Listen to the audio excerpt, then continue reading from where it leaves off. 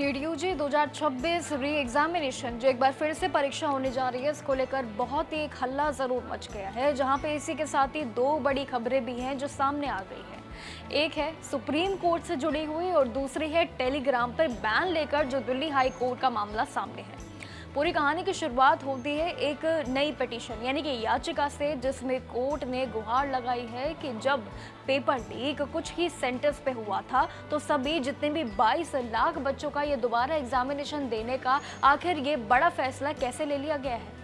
लेकिन इस पे देखें तो इसमें चीफ जस्टिस सीजेआई ने इस पे सूर्यकांत ने जरूर इस पे सुनवाई के लिए बात उठाई है और साफ मना कर दिया है कि ये नीट से जुड़े हुए बाकी मामले दूसरी बेंच देख रही है, इसलिए इस केस को जुलाई में उसी बेंच के सामने जरूर लेके आया जाएगा, यानी कि एक बार फिर से जुलाई में कार्रवाई होगी।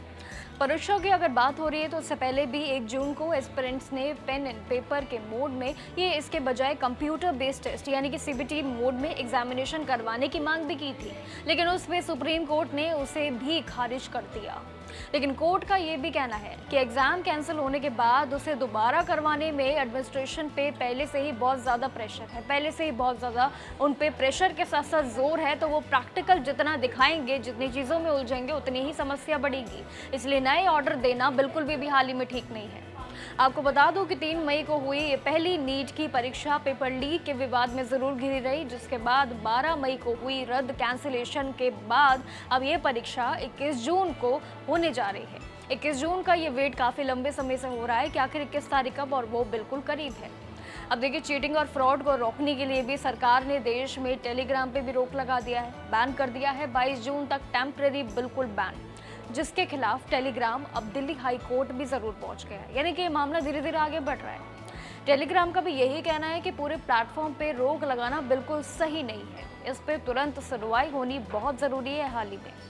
वहीं जस्टिस तेजस की कोर्ट में भी इस पूरे मामले की सुनवाई पे जरूर चर्चाएं हो रही है, ये राजी हो गए हैं पूरी बात को लेकर। और इसी बीच सरकार ने ये एक्शन आईटी एक्ट की धारा यानी कि 69A के तहत एनटीए और साथ ही हायर एजुकेशन डिपार्टमेंट की सिफारिश से जरूर उठाए हैं सवाल कई तरीके के, ताकि री एग्जामिनेशन पूरी तरीके से फेयर तरीके से ही हो पाए। अब नो मोर फेक न्यूज़। इसी के साथ ही एनटीए के डायरेक्टर जनरल अभिषेक सिंह ने भी ये क्लियर इन्फॉर्मेशन दी है कि अब कोई भी इस तरीके के रियल पेपर लीक जो मामले हैं ये बिल्कुल नहीं रहेंगे। बाकी टेलीग्राम पे पेपर लीक और नीट और री एग्जामिनेशन वाले जितने भी टैग्स हैं, इन सभी फ्रॉड चैनल को बंद कर ये जितने भी तैयार हो रहे हैं ना, ये ठगी अब नहीं चलेगी। ये चैनल झूठे दावे कर रहे हैं और ये सभी पेरेंट्स को भी पता होने चाहिए, उनके पास पेपर है जिससे वो बच्चे और पेरेंट्स दोनों को डरा रहे हैं। माहौल गंभीर बन रहा है ठीक 21 तारीख से पहले, जिस पे अब साइबर क्राइम सेल भी जो कि मदद की अनुसार अब इस पे कार्रवाई करने की कोशिश भी कर दी गई है और ये चैनल्स को बैन करने की तैयारी भी हो चुकी है।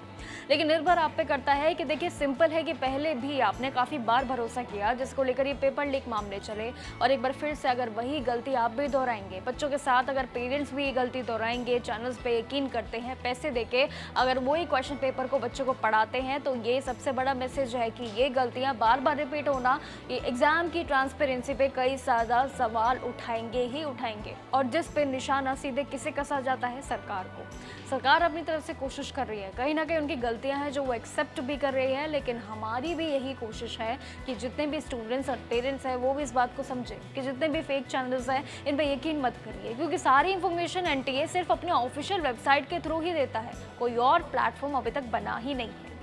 बाकी ऐसी मोर इन्फॉर्मेशन के लिए ज़रूर देखते रहिएगा जागरण जोश। कोई भी अपडेट ज़रूर आता है 21 तारीख से पहले जितने भी आएंगे वो ज़रूर जागरण जोश पे, उन सभी के लिए जुड़े रहिएगा। नमस्कार।